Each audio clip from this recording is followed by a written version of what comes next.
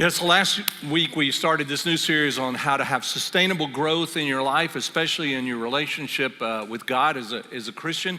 And we talked about last week about how Jesus came to actually help us align ourselves with God. We even called it a fatherly alignment, which makes sense. You know, if God is our Father and our Creator, that we would want to align our lives with Him, especially if He is the one who rescued us. And we did talk about, we actually said together, you remember the Lord's Prayer. The Lord's Prayer is what? Our Father who art in heaven, hallowed be thy name.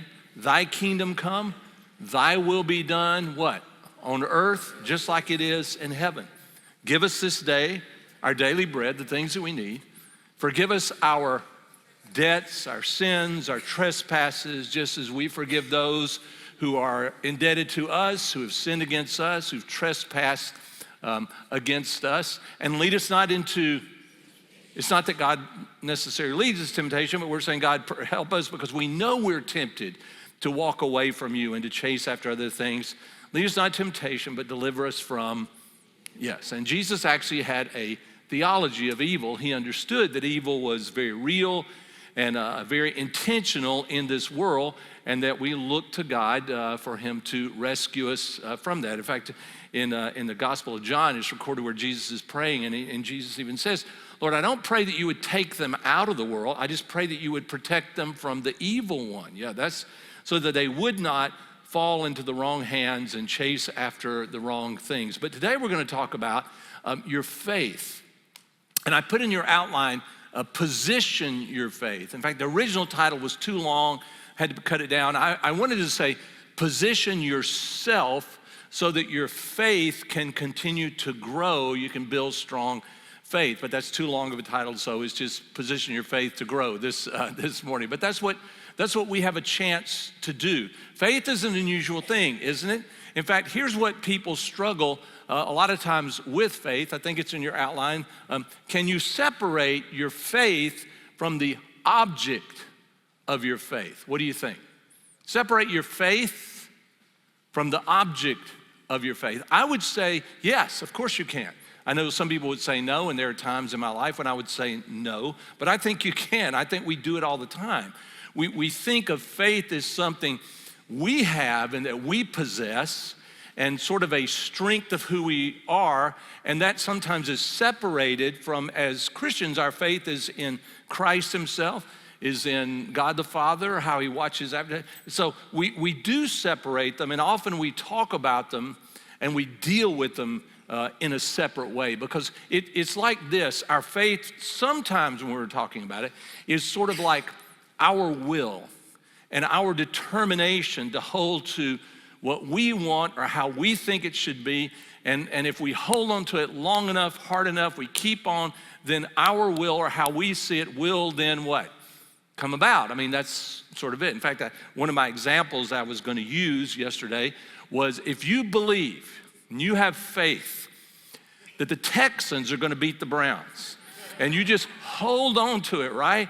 And you just believe and you pray, and will the Texans then beat the Browns? And then someone reminded me yesterday, well, the game is today. I was like, what? Just blew my whole example, right? And I know that some of you are going to think, no, because I willed it, and yeah, it actually happened. Yeah, that's the struggle that we have. Just to let you know, while you and maybe you weren't pulling for the Texans, while you might have been pulling for them, and you wanted to believe it and to trust that it would happen, there are some people in Ohio, right, that were doing the opposite. They were believing and holding to and trusting that the Cleveland Browns would beat the Texans. And now you have this dilemma. And the reason that we struggle with it is because that is a part of faith. I'm not saying that it's not. You will have to decide what you're going to hold on to and what you're going to grow in, and you will, for the most part, you will position your life toward that end. But if God is your hope, and if God is the object of your faith, it actually changes how you understand and how you see and how you act out faith in your life. In the Bible, faith goes all the way from the Old Testament, Genesis, goes all the way through Revelation. You continue to see the Bible talk about the place of faith, the effectiveness of faith, and the primary power of faith in people's lives. If you go back to the 11th chapter of Genesis, there's a guy that shows up. This is early on in the story. His name is Abram. Remember Abram?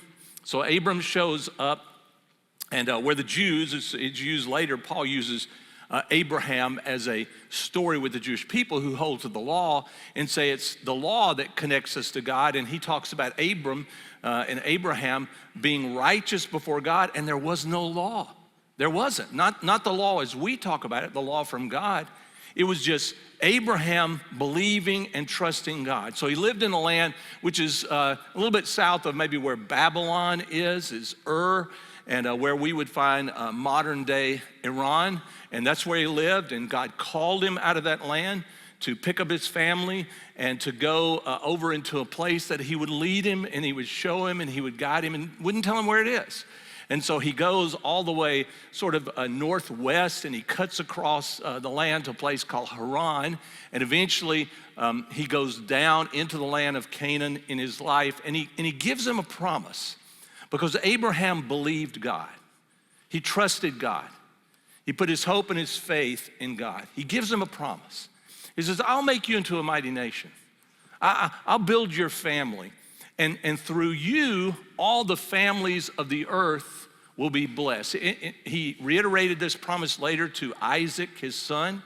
And then later again, he reiterates the same promise to Jacob, one of Isaac's sons. But he gives him this promise.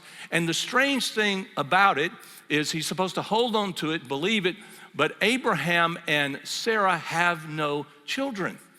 And Abraham being a practical man, right? He says, okay, I got you, but there's a problem here. How can I build a family and build a nation and bless the, how is that gonna happen practically?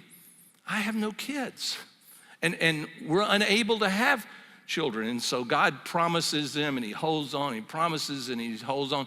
And Sarah's 90 years old when her son, Isaac, is finally born. He's the child of a promise. In fact, when the messengers come one last time to remind her, no, it's still gonna happen, God promised, Sarah actually overhears the conversation between these messengers of God and Abraham, and she laughs. And at one of my favorite places in Genesis, they come back and they say, why did you laugh? And she says what you and I might have said, oh, I didn't laugh. I love it, don't you? I didn't laugh. And they said, oh, but you did. I like that. Oh, but you did. Because they knew, they understood, and they also understood her struggle. In fact, it's part of the name of Isaac means laughter or sort of joy or whatever. I mean, that she actually names him because she could not believe at that age, never being able to have a child, she would have a son. And this son would be the child of a promise. Now, this is me reading in between the lines. You're gonna go back and you're gonna read, say, I don't find this part you're talking about. I think if you got the full story, you would see that later Sarah probably goes, what was I thinking? I'm more than 90 years old. I don't need a child. I don't need a baby to take care of. But anyway, that's my part reading in there. So, but she didn't know any better. And this son becomes part of a promise and something that God does in her life. But Abraham had to position himself in a place where his faith and his trust would continue to grow. God said, go, he went. He moved. We saw the same thing in the Christmas story. Hey, here's where the child's gonna be born. They went. And this is how you move your life and you position your life so that God can convince you and show you that he has plans, and God will continue to work those plans out because you have a choice. You can say, no, I'm not gonna position myself that way. I'm gonna go a different direction, and people do sometimes, but you have a choice to whether or not you will believe God and you will trust God. Here's what in the book of Hebrews, this is New Testament, here's what it says in the book of Hebrews. There's sort of a definition in chapter number 11. It says in verse number 1, now faith is the confidence that what we hope for, right? Yeah, what's coming in the future, what we hope for will actually happen. That is faith. He says it gives us assurance about the things we cannot see because they're in the future. Through their faith, the people in days of old earned a good reputation. Of course they did, because they believed God, they trusted God. God did what he said he was going to do, and all of a sudden they looked at these people and said, whoa, how did they know that? Or why did they hold on to that? And it actually turned out really well, because obviously they're connected to someone who does know. Verse 3 says this. Now that's the future. This is going back into the past, because our faith connects us to the past also. He says, by faith we understand that the entire universe was formed at God's command, that what we now see did not come from anything that we can see. Do you like history programs and science programs and things like that? Anybody? Okay, I love them. I mean, I really do. And one of the things that I enjoy listening to is people coming on and they talk about how the universe was formed and the planets. Anybody watch all those things? I mean, I think they're fascinating. But one of the things that's kind of fascinating to me is how they'll talk about, and we know that the universe is 14 billion trillion years, and I'm like, whoa, whoa, whoa, whoa, whoa, whoa, whoa. They speak of it with such confidence. You may tell you why they can do that? Because you can't go back and refute it. No more than they can go back and prove it, right? There's a certain amount of faith in their calculations and in their speculations for how things form that they have decided that causes them to know. It is different for us. It is different for us. God reveals something about what he decided to do and why he decided to do it. And we believe these things because God has revealed them, not because any of us were around at that time. We weren't. But we believe that God created the earth with a purpose. He made us. He created us the way we are for a reason, for a purpose. And our wills, as we struggle with those, the difference in my will and God's will is a part of who we are, how God made us. But it's a part of the struggle that we're supposed to continue to grow in as we continue to move through life. And then he does this. I like this in Hebrews. He says, verse number 4, it was by faith that Abel brought a more acceptable offering to God than Cain did. Now, Cain and Abel are the children of Adam and Eve. And if you know the story, at one point they both bring an offering to God, and God rejects Cain's offering, and he accepts Abel's offering. And Abel's offering is often, or Cain's offering is often debated. Why did God reject Cain's offering? He actually brought an offering of grain, and Abel brought an offering of a lamb or a young animal. And so, they're offering, looking at it and saying, well, because of this. Because Hebrews, actually what the author says is, well, he accepted Abel's offering because it was made in faith. Which is certainly indicating that there was something different about how Cain offered his offering to God. See, I think that's telling for you and I. How are you going to approach God? It's not because you have to have such faith and you understand it and you figured it out. It's just, do you believe God? Do you trust God even though you don't know everything? You can't figure it. Do you say, but I still believe that there's a God who watches after my life. And that is going to be built on not only the future, your hopes for the future, but even how you understand and how you see the past in your life. That's what you will continue to build your faith on. And it says this in the next sentence, it says, Abel's offering gave evidence that he was a righteous man. This ties to Abraham, because Abraham is declared to be righteous before God, not because he was sinless or perfect, but because of his faith. And it says that God credited him as righteous because he believed and he trusted God. He did the things that God asked him to do. Abraham sinned a lot. He had a lot of struggles in his life, but he still somehow moved forward trusting God. And it says, and God showed his approval of his gifts. These are Abel's. Although Abel is long dead, he still speaks to us by his example of faith. Verse 5, it was by faith that Enoch, another Old Testament guy, he was taken up to heaven without dying. He disappeared because God took him. For before he was taken up, he was known as a person who, say this with me, who did what? Yeah, that's a great word. He pleased God. In other words, he acted upon what he knew God asked him to do and what he looked at God and understood, and this pleased God. It was his faith, his trust in God that pleased God. Same thing with Abraham, which is why he credited him as righteous, because nobody's going to be sinless, nobody's going to be perfect, but this is how God dealt with him. In verse 6, and it says this, great verse. And it is impossible to please God without what? Faith, yeah. It's impossible to please God without trusting him. It is. Anyone who wants to come to him must believe that God exists, and I like this part, and that he does what? He rewards those who sincerely seek him. Something we dealt with last week also. Is God a God of rewards? Of course he is. There's a reward for trusting God and putting your hope in God and putting your faith in God. There's something that you gain by trusting him, because God is faithful to the things that he says he's going to do. Now, I put this in your outline because this is something you have to understand about Christianity or Christians, or what we understand from the Bible. For Christians, God is both the object of our faith and he is the source of our faith. And that often causes people to struggle because they'll want to do one or the other, and they can't quite figure it out. It's because it's so intertwined. It's so tied into the one same thing, which is, like I said, why we struggle so much. Okay, God is the object of my faith, but I still sin. But God is also the source of my faith.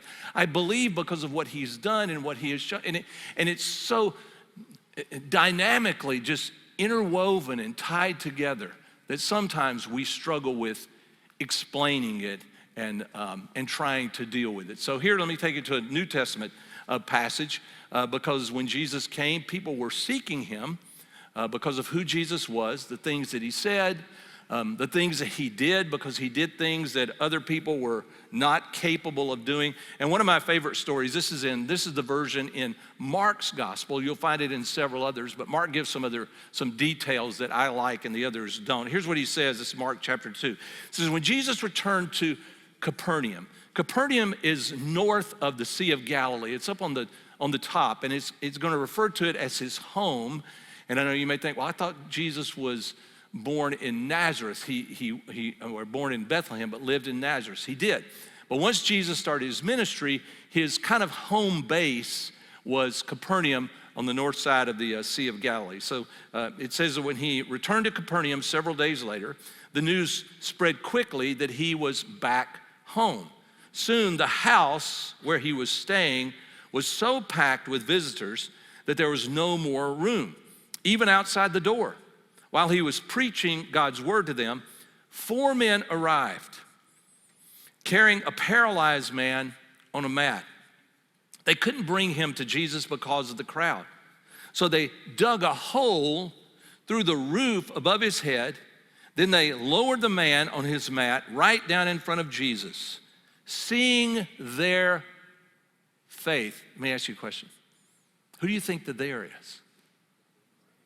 I think it's the 4 guys, right? I don't think he's talking about the crowd. It doesn't even seem to be referring to the man that's lower down. Seeing their faith, the 4 guys up on the roof, Jesus said to the paralyzed man, my child, your what? Your sins are forgiven. Whoa. Now this might have been, a lot of scholars believe this is Matthew's home where Jesus based himself. This is an area where Matthew came from when he was following him. Probably a good guess or a good pick. But can you imagine if it was, and you're Matthew, and you're in your house, and you're in this crowd, nobody else can get in the door. In fact, it's crowded outside the door, and all of a sudden, some guys are tearing your roof apart. Can you imagine, this morning, if all of a sudden the metal started coming off of the roof here in the ceiling, and we were going like, what, and things are dropping on you, right? And all of a sudden, someone is lowered down on some sort of pallet, by people with ropes, and they are lowering that person down. You would be like, what is going on? And if you're the owner of the house, you're saying, and who's going to fix my roof? What is going on? Why would they do something like this? They were determined that the crowd, the ability to get to Jesus was not going to stop them from getting this man, who must have been their friend, getting him to Jesus. Why? Because they'd heard about him, heard what he said, heard what he could do. They thought, here's the chance for this man to walk again. He's paralyzed, he can't walk. Jesus could make him walk. I mean, we've got to do this. And they were willing to do whatever it took. See, I look at it as, in a sense, what they're doing, they don't realize it when they're doing it. They're positioning themselves. They're putting themselves in a place where Jesus would see their friend and Jesus would do something for him that he could not do for himself, and they certainly couldn't do, and nothing of humanity at the time could possibly fix him. So they lower him down. Wow. And then Jesus does something really strange, right? He looks at the guy and he says, your what? Sins are forgiven. And the people in the crowd are going, I think it's his legs that, I think that's, yeah, but your sins are forgiven. It also stirs up the religious leaders who were there. They're pretty upset with Jesus because they were fine with Jesus being a man, but in this case, Jesus is proclaiming himself as God. In fact, they say to him, you can't say that.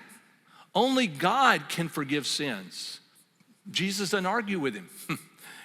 He takes the statement as, okay, you're right. And he was saying to them, he was God. Yeah. Pretty profound statement for Jesus to make. In fact, they're really upset with him. And I know you may think, well, so Jesus does this. He says, okay, listen, here's a question for you. Which would be easier to say? Isn't this a great question? Your sins are forgiven, or take up your bed and walk. What would be easier to say? What do you think? See, I know that you might think, well, your sins are forgiven, right? Because who's going to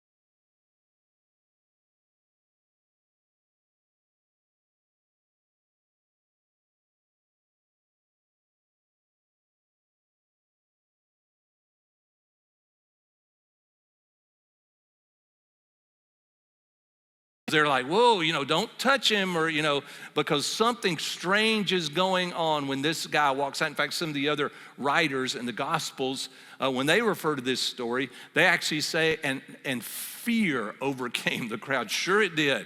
We've never seen anything like this before. What is going on? This guy can walk. So here's the point. I hope you catch this. It's not that he can walk. That was a proof of who Jesus was. It's that Jesus really did forgive his sins, something he could not do for himself, just like he couldn't make himself walk. And Jesus does this incredible thing for him that I know that you might think, yeah, but the walking is so what would be the bigger deal, to be able to walk or to know that your sins have been forgiven? I know we would say to walk. No, hang on. So if you knew you were okay with God, if you knew that all the things that you had done, you don't want anybody to know about, where your heart was, if you knew that God had said those things are taken care of, you are righteous in my eyes, and if you knew that, would that make a change in your life? Sure it would. You would have this incredible sense of confidence. You'd have this incredible sense of freedom. How you treated other people, the things that you took offense over, where we're pretty small in the things we take offense at, that somebody's not doing what we want. You'd be a totally different person if you knew that you had been taken care of, that you had been set free from your own sins. That's what Jesus offers. It's an incredible thing that he does for this man. And he also allows him to walk. But walking is temporary. He won't walk forever, right? He'll only go a short period of time. I have had a friend that passed away this past week, And in the hospital room one day, he would only do this in private. He didn't do this in public, but as we were talking together, and he was just such a kind man and just a wonderful man and a wonderful friend. He started talking about, now in his illness, he's almost 81 years old, and in his illness, he talked about, there's a part of me that just fears that this is God punishing me for my sins. I told him, of course you think that way. I would think that way also. We all think things like that because we know we are unworthy and God sees us as we really are. What if this is kind of a consequence or God punishing us? But we got a chance to talk and talk about what we know, and we know that that's not how God sees it.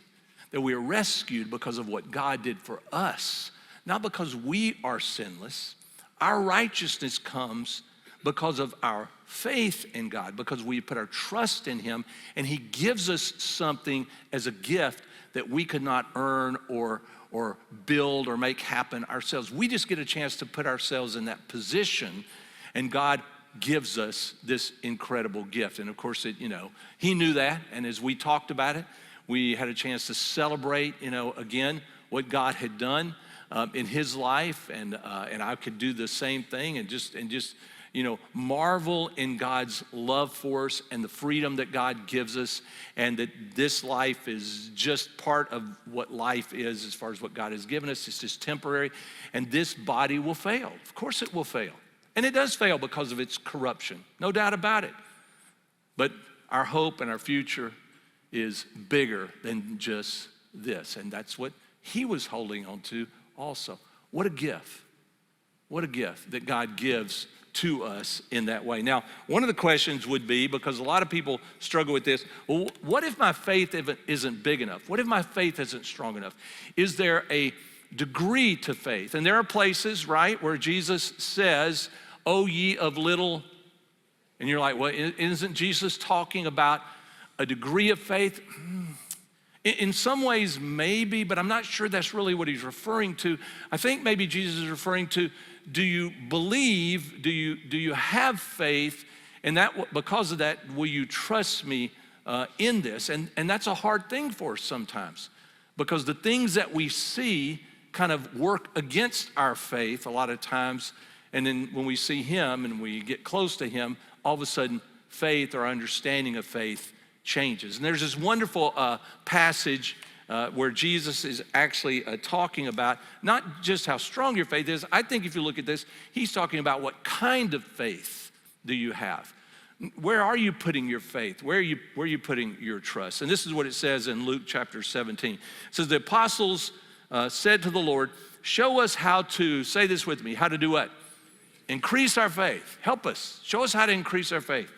And Jesus answered, he said, if you had faith even as small as a mustard seed, you could say to this mulberry tree, may you be uprooted and thrown into the sea, and it would obey you. It would happen the way you said. Now, let me just put a little challenge out there, because another place, one of the gospel writers says, and Jesus said, you could say to this mountain, be cast into the sea, and it would be thrown into the ocean. Do you ever remember any places in the Bible where it says, and the apostles went around casting mulberry trees into the ocean, or casting mountains? Anybody remember any places like that?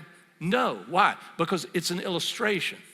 Jesus is saying this as like a metaphor for how your life would be totally different if you just had one thing: faith the size of a mustard seed. My understanding is mustard seeds in their day would be considered the tiniest of the tiniest seeds. Wouldn't you think that it would have been better if Jesus had said something like, if you had the faith of I don't know, what's a big seed? A pumpkin seed?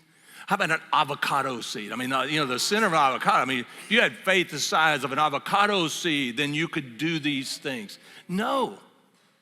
I don't think he's talking about the size. I think he's talking about, what have you put your faith in? What are you trusting in? And even something so tiny, so insignificant, because people will look at your faith and say, so what is that, right?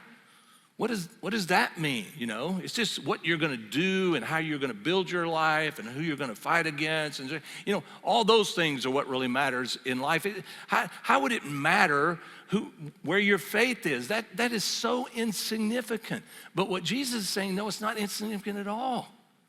In fact, another place where he talks about it, he says, and it grows and it becomes a tree and animals find shade in it. Yes, and you're like, all from that? Yes, absolutely. Why?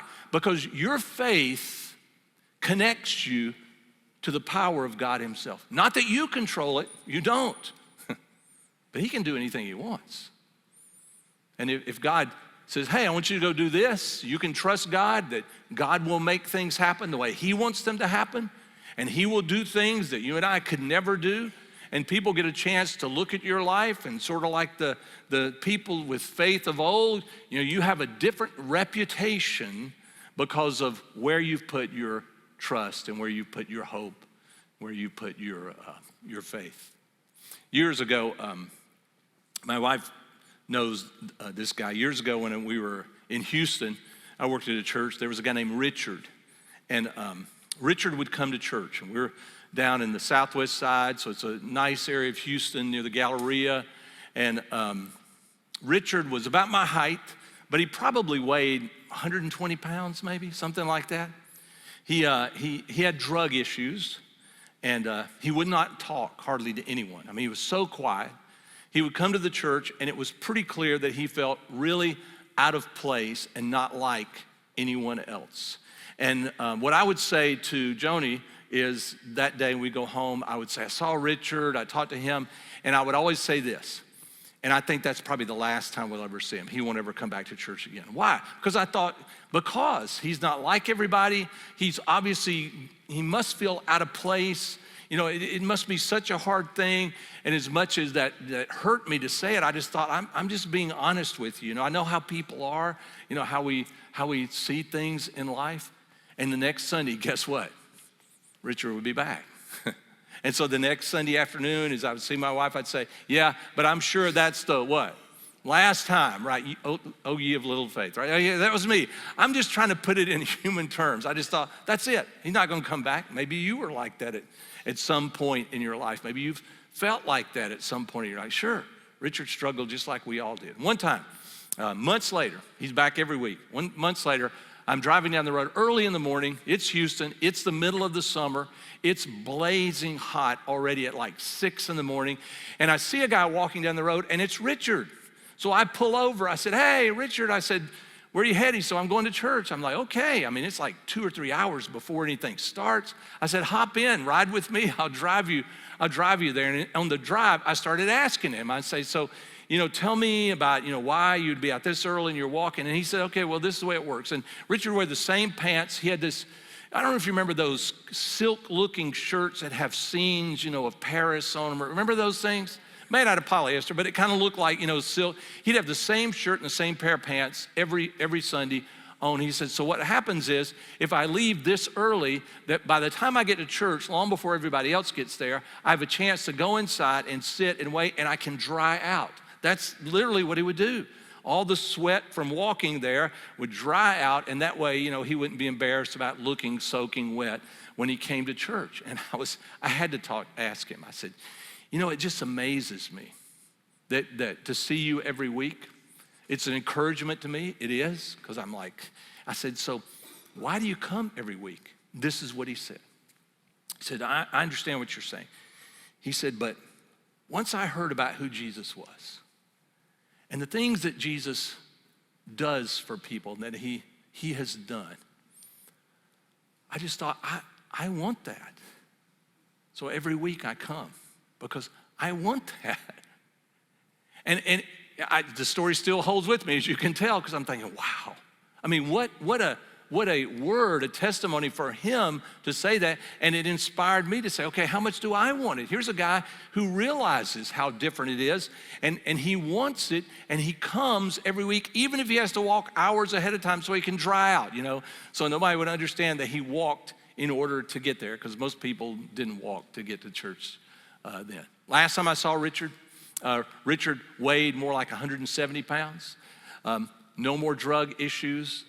His work had gone well. In fact, he had moved up and gotten other jobs and was responsible, and people respected and hired him. He was married and he had a family. And I think, wow. He positioned himself. He put himself in a place where he could continue to learn. He could continue to grow. He continued to be encouraged. He was around people who believed the same thing. He got in a place where he could understand what the Bible said, and he could study it with other people. And that continued to grow his faith and move his faith forward. And yes, did it change his life? Oh my goodness, like a mustard seed, right? Blooming into something, growing into something that there's no way he could see that for his life before. But God had other plans for Richard. One last passage. This is Paul. He's speaking to Timothy. This is an older guy speaking to a younger guy, a new generation. And this is what he says at the end of this second letter that he wrote to Timothy. This is what he says. He says, "But evil people and imposters will flourish." I don't know if you're okay with that. But Paul wanted to make sure that Timothy was okay with that. That's the way the world is. Humanity's not going to change that part because we do have wills and we do have the opportunity to do what we want to do, whether it's destructive or whether it's productive. And then he adds this, he says, they will deceive others and they will themselves be, say it with me, what? Yeah, they think they're doing the best thing for themselves. They think this is the way you're supposed to live. Okay, so he's reminding of that. Then he says this in 14. But you must remain faithful to the things you've been taught. You know they are true, for you know you can trust those who taught you, because there were those who raised Timothy up as a young man, teaching him the things of God and teaching them what God has promised. This is verse 15. You've been taught the Holy Scriptures from childhood, and they have given you the wisdom to receive the salvation that comes by trusting, or literally by faith in Christ Jesus. All Scripture is inspired by God. It is useful to teach us what is true and to make us realize what is wrong with our lives. It corrects us when we are wrong. It teaches us to do the right thing. In other words, the better the thing, the thing that God made us for, what God designed us for. And he says, verse 17, God uses it to prepare and equip his people to do what? Every good work. Boy, when you like to know that your life and what you did in life was a good thing, that the things that you pursued and you chased after were not only good for you, but they were good for the people around you and the community around you and the families around you. That's what God moves us toward. He tells us the truth. You can live this kind of life. You can't live it on your own. You're not going to figure it out. But God puts us in a position, or he urges us to put ourselves in a position where our trust in him, our faith in him can continue to grow. You struggle? I do. Fears in your life sometimes? Sure. Anxiety? Anybody struggle with anxiety? Absolutely. We all do. There are difficulties, there are emotions, there are painful things that happen in our life. Listen, that's a part of life. But you and I get a chance to put ourselves in a place where we can know what God says, we can understand his promises for us. We don't control it, but we know that God is someone that we can trust and that we should put our hope in. I told you about the man that passed away. A couple of days ago, I was with another friend of his, and we were talking, and this really encouraged me as we were talking about this guy's life. And I mentioned about how I was there just the day before, or 2 days before, and I spent 2 hours with him. And so he's less than 2 days away from his last breath. I spent 2 hours with him, and he talked for 2 hours. He talked more than I did. I know you don't believe that. You're gonna say, oh, come on. You expect me to believe that he out-talked the yes. I mean, he never drank any water, and he just continued to talk about all the things that God had done in his life. I mean, it was encouraging to me. It was just, kind of blew me away at how much he had learned. He talked about as he was growing and later in life, he would go to these groups of young people, young men and women, who would gather together and they would talk about their relationship to Jesus Christ and how it just, enlightened him, and he just caught something that he never understood before. Because he grew up in a church, so he knew what was right and wrong, good, but all of a sudden this became more and more real. And he would just show up at these groups just to help and just to serve. He was always faithful, always kind in everything he did, but always a straight shooter. And he would talk about those groups and how much of a difference that made in his life. To see Jesus Christ real in somebody else's life, growing, praying together, encouraging one another, and the difference that it made. Let's pray together. Heavenly Father, we just thank you that it is your desire to increase our faith, to strengthen us, to move us forward and give us something that we could never have in life on our own. A real faith, a real strength that comes from knowing you and the things that you have done. Even now, Father, help us.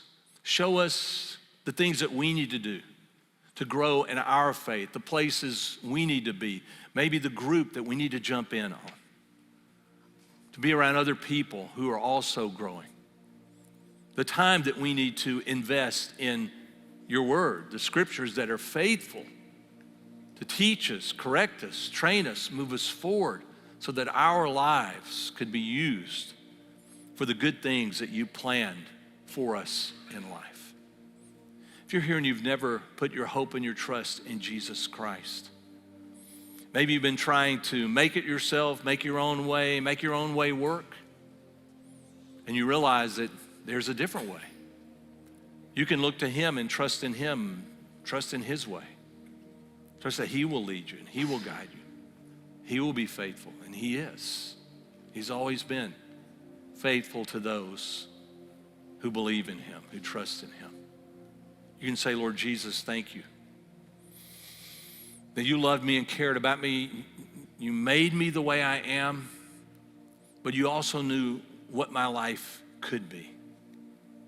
So I trust you. Forgive me my sins, because I know that there are many. And I thank you that you took my sins upon yourself, and you give me a righteousness, a right standing with God that there's no way I earned that. But it's a gift that you give to me. Lord, lead me. Show me the life that you want for me as I pray in Jesus' name. Amen.